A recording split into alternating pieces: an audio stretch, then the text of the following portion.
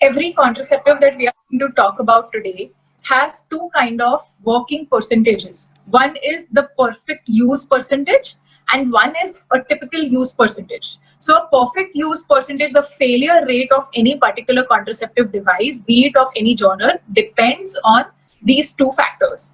Perfect use is for people who are using the same method consistently, are so used to it that eventually with practice they use it perfectly. And a typical uses where people are using contraception, that kind of contraceptive method they are practicing, but they are not consistent with it, and is the reason why there could be few pitfalls of how they are using it and how effective it is.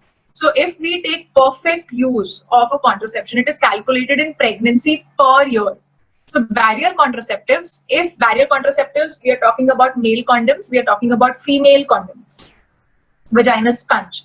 Right now, I'm talking about male condoms because that's the most commonly used, most easily available over-the-counter contraception which we have, and there is no time around this particular barrier contraceptive. Like if we talk of female condoms, you have to follow a timeline. But it is not like that with male condoms. So in male condoms, the perfect use, if there are 100 males using condoms regularly for one whole year, only 2 will have wives who are pregnant. Other 98 will have good contraception control.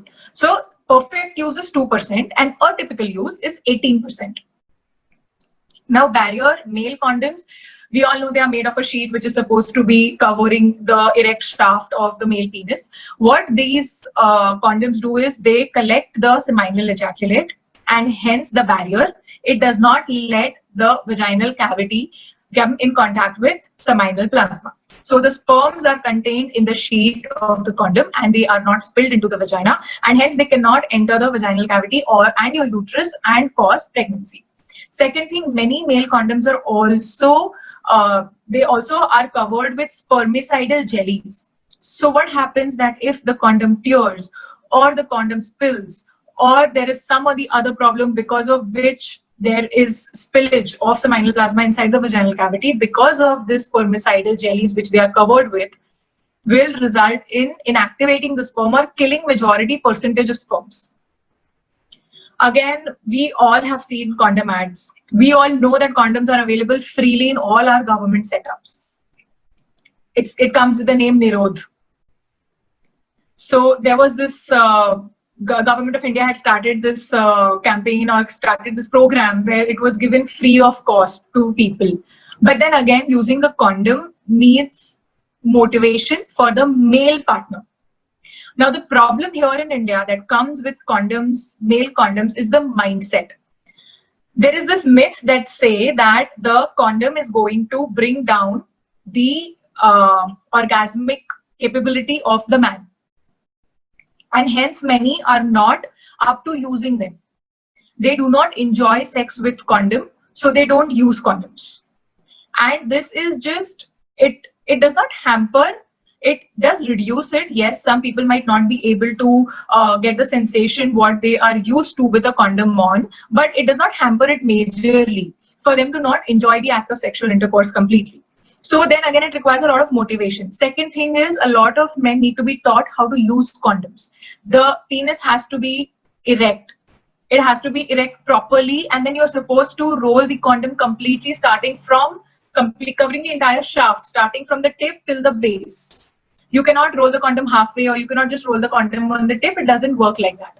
Also, after the completion of sexual intercourse, it is to be taught or it is to be brought to their notice that they are supposed to remove the condom as a whole. They are supposed to hold the open end of the condom properly to avoid any spillage into the vaginal cavity or around the vulval area or the inner part of your thighs or on the pubis mons. They have to remove it properly. So once people start using condoms regularly, they realize these factors, they know how to work around them, they become more comfortable with it. And that's how the perfect use percentage comes to 2% of failure. In a typical, it is 18%. Now coming to female condoms. Female condoms and vaginal sponges. I really don't know about their availability in India. I have per se in my practice so far not come across any women who is using condoms, female condoms or vaginal sponges in India at least. Female condoms are again made with the same idea. It is a closed pouch, but there are two rings. One small flexible ring which you can insert inside the vagina, and you fix it just at the mouth of the cervix. The remaining ring covers the vaginal canal and it spreads over the vulval area. So this is your female condom. And then there are vaginal sponges, which are something like a cap. If you can imagine, they are like a disc and they have spermicidal agents in them. So vaginal sponges need to be moistened first, then inserted inside completely so that it covers the cervix properly to be really effective. And because it has spermicidal agents in it, the sperms which are there in the seminal ejaculate will be inactivated. Also with female condoms, a woman can wear a condom from 24 hours and she has to continue wearing the condom up to 3 to 4 hours after intercourse. And then she can remove and throw it away. With vaginal sponge, you can wear the sponge anytime within 24 hours of having sexual intercourse, but you have to keep the sponge in situ, inside the vagina for 6 hours after unprotected intercourse. And total should not exceed 30 hours. If it is 30 hours, no matter how much time before you have had intercourse, you have to remove the sponge and you have to discard it. It cannot be reused. There are some researchers that also say you can reuse female condoms if you wash them well and disinfect them well. But in my experience, I don't know how well that works. So with a male condom and with a female condom, the added advantage is you also get sexually transmitted infections. You get prevention from sexually transmitted infection because there is no exchange of body fluids. But same is not true for vaginal sponge.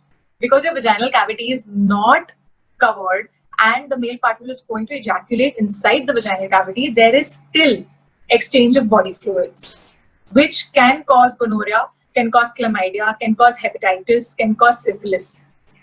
So HIV, of course, but then again, HIV can be transmitted through many other ways also. And sexually transmitted infections with these condoms are male and female. This is an added advantage. So it is very, very important for the younger generation, for people who have multiple partners, for them to know that using barrier contraception is the best choice of contraception. Yeah, absolutely. Also, not just like, I'm glad that you brought up the topic of typical use versus best use, because people seem to think that, oh, just let's assume we're doing it all right, and then how do you see failure it? How do you? Our next big group is hormonal contraceptives. So could you break hormonal contraception down for us? What are the options available? What are the different formulations of pills and contents that we get out there today?